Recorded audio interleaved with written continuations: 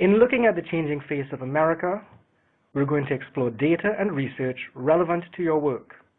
In crafting messages about immigration, from policy recommendations to conversations with receiving communities, your messages can't be seen as vacuous. It's also extremely relevant given the misinformation, rhetoric, and hate speech being spread across the country.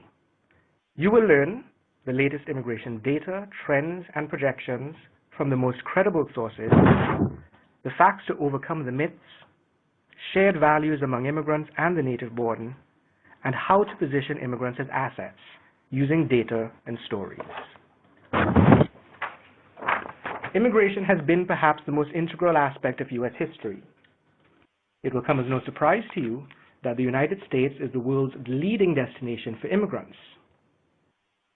But let's take a little poll and test your knowledge on immigration, something very basic.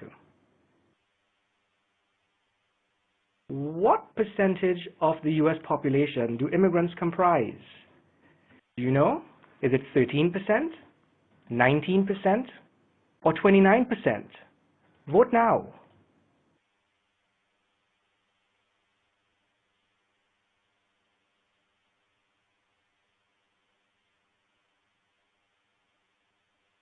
So from what we see here, we seem to be equally split when it comes to either 13 or 19%. But the majority of you believe that it's 29%.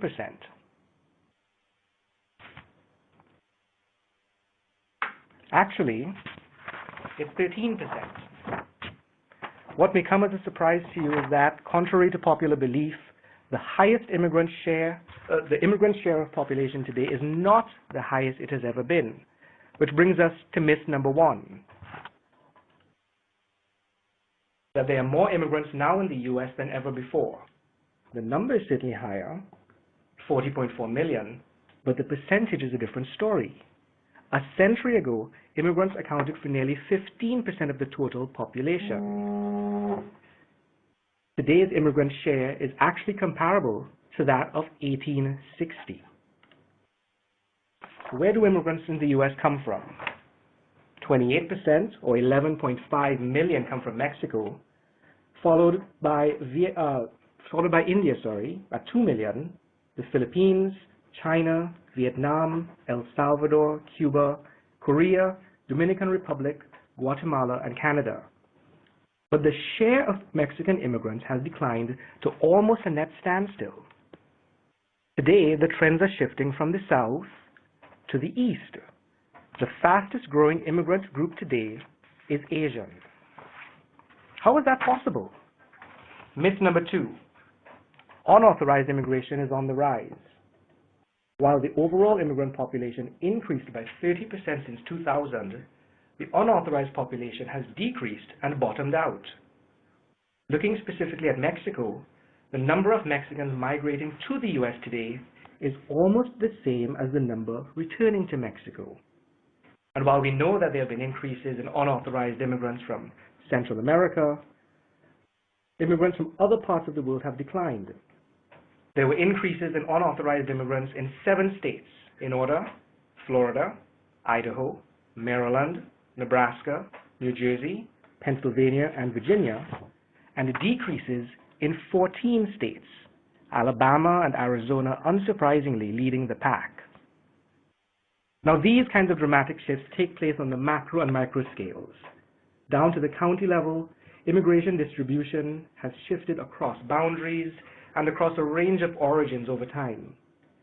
It would be good for you to see how this has changed in the last 100 years or so, to get an idea of what generations of native-born Americans have seen take place around them. This is what immigration in the U.S. looked like in 1880. Immigrants are categorized by country of birth, so Canada, green, Western Europe, purple, Asia and the Middle East, orange, Latin America, red, Russia and Eastern Europe, blue, and Africa, magenta. We see the largest group is clearly Western European, followed by Eastern European and Canadians bordering the north. The Great Lakes and tri-state areas are clearly the largest settlements.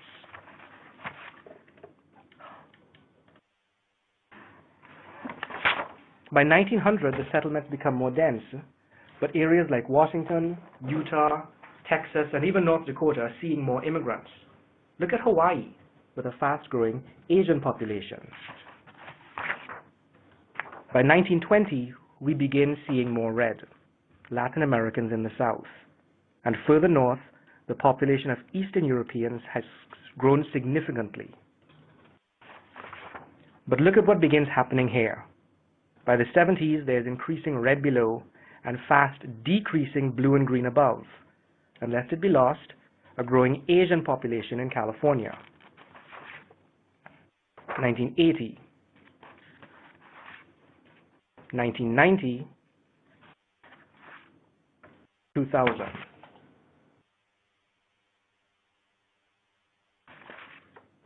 Today, the significant Latino population has firmly taken root. Last year, Latinos surpassed white residents as the largest ethnic group in California. New Mexico is the only other state where this has occurred. From the map, you'll see that immigrants overall are concentrated in just 5 states. Now, why don't we take this opportunity to do another poll? Which state has seen the sharpest increase in its immigrant population in the past decade or so? Do you think it's California, Tennessee, North Carolina, or New York? Vote now.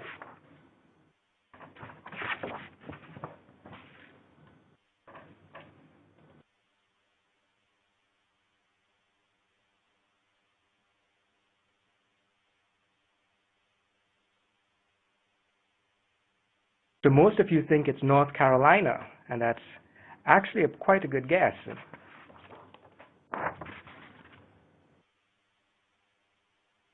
Actually, it's Tennessee. The area seeing the most striking growth in immigrant populations is in the South. Dramatic demographic and cultural shifts like this can significantly impact communities in these states in a positive way. In Tennessee, 1 in 3 STEM graduates, that's graduates in science, technology, engineering, and math, is foreign-born. In Kentucky, immigrants make up just 3% of the population, but 5% of workers in professional and scientific services. This pattern of outsized roles in key industries takes place across the country. The data show that immigrants have a strong work ethic. They are more likely than the native-born to be of working age because they tend to migrate with the primary purpose of working. As a result, they comprise a larger share of the U.S. labor force than their share of population. But does America need such active workforce participation from immigrants? Myth number 3, that America does not need more foreign-born workers. The status quo as it is unsustainable. According to Pew Research, 10,000 baby boomers are going on Social Security and Medicare every day between now and 2030. Today's youth are paying taxes to support a level of benefits for today's seniors that they have no realistic chance of receiving when they become old. Look at this. In 1950, there were 16 workers for every beneficiary. In 2010, 3. Immigrants were responsible for more than half the growth of the labor force, and yes, we need this. This large cohort of immigrants in the working age category can help replenish the workforce as baby boomers retire and to offset the growing dependency ratio of supporting the non-working population. Immigrants pay heavily into safety nets where they may actually never reap the benefits of these payments. And speaking of paying heavily, here's myth number 4, that immigrants don't pay taxes. A range of studies have found that immigrants pay between $90 and $140 billion a year in federal, state, and local taxes.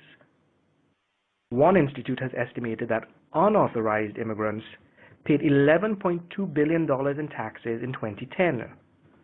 The states receiving the most tax revenue from unauthorized immigrants were California, Texas, Florida, New York, and Illinois. But the trend of outsized labor force participation does beg the question, does this mean that immigrants are taking away jobs? That's myth number 5. Research and data shows this to be false, contrary to the simplistic arguments against it. Firstly, native-born workers and immigrant workers tended to possess different skills that complement one another. Secondly, for every 100 foreign-born workers in the STEM fields, an additional 262 jobs are created for native-born workers downstream and in new satellite businesses. You can see this trend in high-growth industries like food and transport, where the continuous innovation, market expansion, and economic growth is engendered by more hires. Thirdly, immigrants' purchasing power help to expand local economies. And finally, immigrants are more likely to start a business, which of course creates jobs. The strong desire to create a better life, the act of migrating itself, is entrepreneurial. It should come as no surprise then that immigrants own 18% of small businesses. Again, a disproportionate figure compared to their share of population. And what are the job creators in this country? Small businesses. This trend is not letting up. In fact, it's increasing. Even during the recession, immigrants started 28% of all new small businesses. Over the last 15 years, their rate of entrepreneurship has increased by more than 50%, while the rate of entrepreneurship among the native-born declined. Immigrants are now more than twice as likely than average to start a business. Here's a look at immigrant business ownership by state. Look at these figures compared to their share of population. Look at Florida, comprising about 19% of the population, but 29% of business owners. This is a trend throughout the U.S. What this entrepreneurial spirit evinces is the risk-taking characteristic that made America great. And when immigrants succeed, as these statistics show, we are all better off. They are pumping billions of dollars into the economy of Illinois.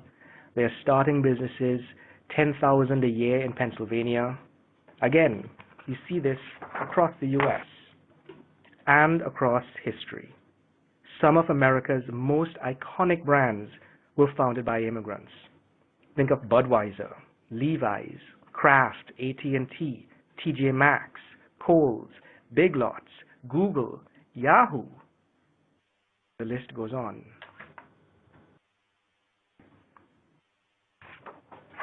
Immigrants innovate.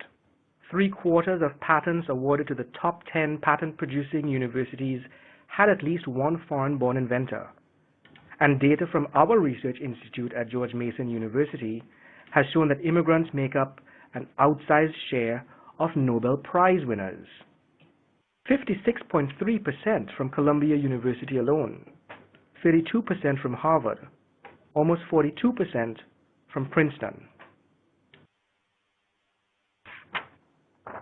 Myth number 6, immigrants are uneducated.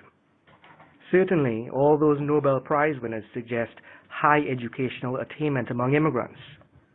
More immigrants than the native-born have advanced degrees, especially PhDs. In Colorado, 41.6% of engineering PhDs went to immigrants. In South Carolina, a state that has seen a dramatic increase in its immigrant population, there has been a concomitant increase in the college degree attainment among immigrants, 87.8% in the past decade. And here I must mention Mexican Americans. Some people may hold certain immigrant groups as a standard for high educational attainment, even among immigrants. Did you know that in terms of the rate of educational attainment, Mexican Americans come out highest? Think about it. They come from a country where their parents may not have had a university degree, a high school diploma, may not have had any kind of formal education, and they come to a country where suddenly they are faced with opportunity to go to school, to continue school, get a high school diploma, start community college, start a four-year college, and the list goes on. Their rate of educational attainment compared to their parents and grandparents is far much higher. And this is important for us to note, that this rise in college degree attainment among immigrants is good not for immigrants themselves, but also for their adopted homeland. The U.S., of course, stands to gain more as immigrants pay more in taxes than they receive in benefits. And it speaks to their desire for upward mobility, the belief that hard work can improve not only their station in life, but also the quality of life and opportunities for their children. This is a real American value. Which brings us to myth number 7. Immigrants don't learn English, they don't care to integrate into America. Meet Rosa Tejeda, in the middle there with her 2 daughters. They came from the Dominican Republic to Massachusetts. Did they learn English? Did they integrate into American culture? Did they succeed and live the American dream? For those of you joining us by phone, we will be back with you in about 2 minutes. For everyone else, have a look.